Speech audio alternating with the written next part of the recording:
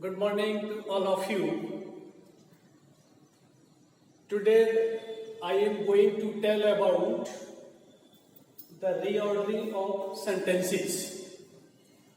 When you have to solve such types of exercises, you should keep some points in your mind.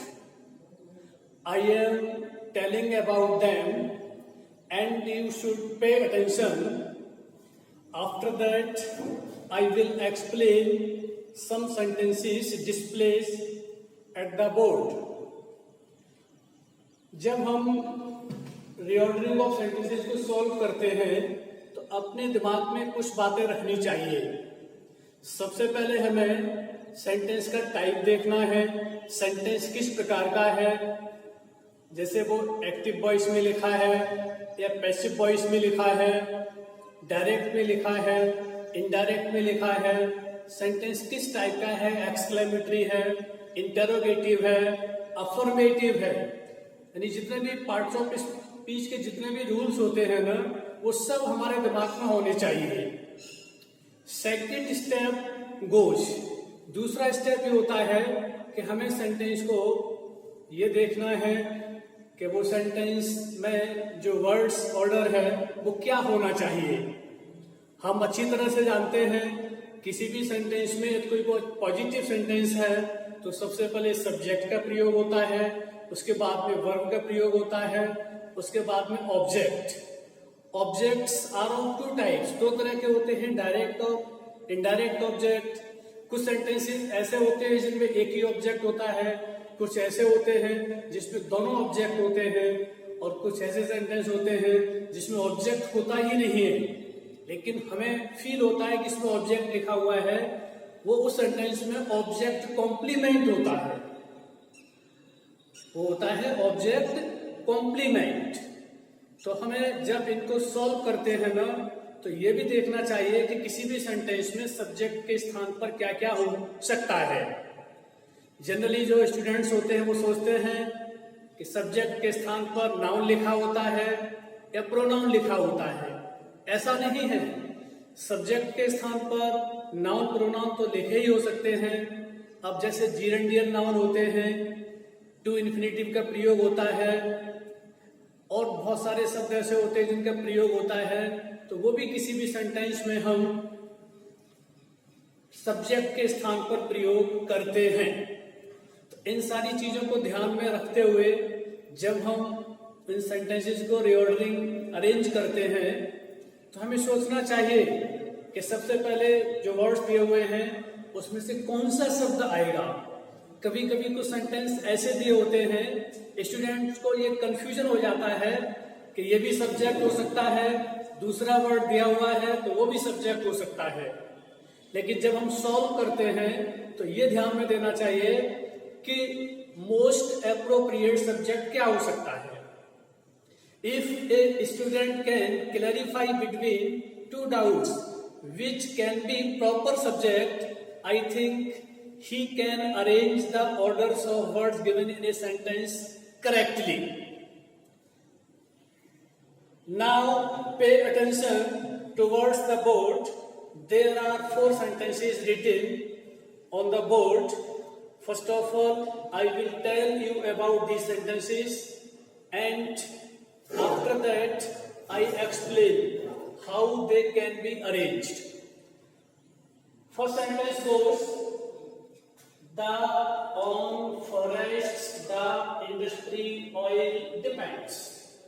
इस sentence में हम देखेंगे forest लिखा हुआ है, इंडस्ट्री लिखा हुआ है, ऑयल नहीं लिखा हुआ है. अब सब्जेक्ट के स्थान पर हम डाउट होगा कि हम फॉरेस्ट का प्रयोग करें, इंडस्ट्री का करें या ऑयल का करें. इनमें से वर्ब है डिपेंड्स. अब ये कॉम्प्लीमेंट्री इस पे देखेंगे कि फॉरेस्ट डिपेंड करते हैं ऑयल पर या ऑयल डिपेंड करता है फॉरेस्ट पर या इंडस्ट्री पर. तो जब हम इनको अरेंज करेंगे तो सबसे पहले हम सब्जेक्ट लिखेंगे द ऑयल इंडस्ट्री. वर्ब आएगी सेकंड नंबर पर depends on the forest. Verb के बाद में जो भी इसका कॉम्प्लीमेंट होता है, ऑब्जेक्ट होता है, उसका प्रयोग करते हैं. The oil industry depends on the forests. Second sentence goes, do get the forests from what we products. इस सेंटेंस में क्लैरिफाई किया गया है, sign of interrogation is given at the end of the sentence. बाद में question mark लगा हुआ है, हमको ये सोचना चाहिए कि अगर क्वेश्चन मार्क लगा है तो इस सेंटेंस हमें अरेंज करना है, वो इंटरोगेटिव फॉर्म में होगा। बच्चे बहुत जल्दी में करते हैं, ध्यान नहीं देते हैं, वो पॉजिटिव में बना देते हैं। सब्जेक्ट जब हम इसमें लिखेंगे ना तो इंटरोगेटिव बनाने के लिए वाट लिखा हुआ है। वाट के बाद ध्यान देना चाहिए कि कुछ उसके ऑब्जेक्ट्स ऐसे होते हैं, उन वर्ड्स के बाद में तुरंत लिखे जाते हैं, जैसे which person, which fruit, what product, तो ये इनके तुरंत बाद लिखा जाएगा।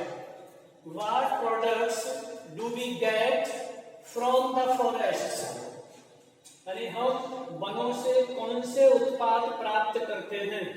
बच्चे एक गलती और करते हैं, तो व्हाट प्रोडक्ट्स भी पहले लिख देंगे, डू बाद में लिख देते हैं। ऐसा न करें, ध्यान रखें। Next, the Indian English exploited the farmers. इस सेंटेंस में डाउट होता है, इंडियन लिखा हुआ है, इंग्लिश लैंग्वेज के रूप में समझ रहे होंगे आप, एक्सप्लॉइटेड वर्ब है, फार्मर्स ये भी नाउन के रूप में है। द जब लगा देते हैं इंग्लिश से पहले तो हो जाता है अंग्रेज। The English exploited the Indian farmers. अंग्रेजों ने भारतीय किसानों का शोषण किया, या अंग्रेज भारतीय किसानों का शोषण करते थे। अब इसमें आप ये लिख देंगे ना कि the Indian farmers exploited the English. Grammatically सही हो सकता है, लेकिन सेंस के अनुसार गलत होगा। सब्जेक्ट दोनों हो सकते हैं, लेकिन यदि हम देखते हैं रियली, तो the English exploited the Indian farmers. अंग्रेजों ने भारतीय किसानों का शोषण किया, भारतीय किसानों ने अंग्रेजों का नहीं किया। Pay the head to poor farmers high taxes very. शब्द का जैसे लिखा है, पेश भुगतान करना, आर्टिकल लिखा है, हेड टू ये मजबूरी व्यक्त करने के लिए प्रयोग होता है। पुअर फार्मर्स कहते हैं गरीब किसान, हाई कहते हैं ऊंचे या ऊंचा, टैक्सेस कहते हैं कर, वेरी मीन्स बहुत। इसमें क्लियर है कि सब्जेक्ट वेरी जो ये पुअर फार्मर्स लिखा हुआ है ना, यही होगा। The poor farmers had to pay very high taxes। गरीब किसानों को या निर्धन किसानों को बहुत भारी टैक्स चुकाना पड़ता था। had to, have to, will have to, shall have to, इनका प्रयोग होता है मजबूरी व्यक्त करने के लिए, व्यवस्था प्रयोग करने के लिए। Dear students, I have given near about 40 sentences relating this chapter, reordering of sentences.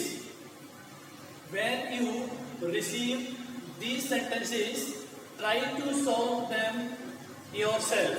आप उनको स्वयं सॉल्व करने का प्रयास करेंगे। In the next video, I will solve them and you will be able to tally them my solutions.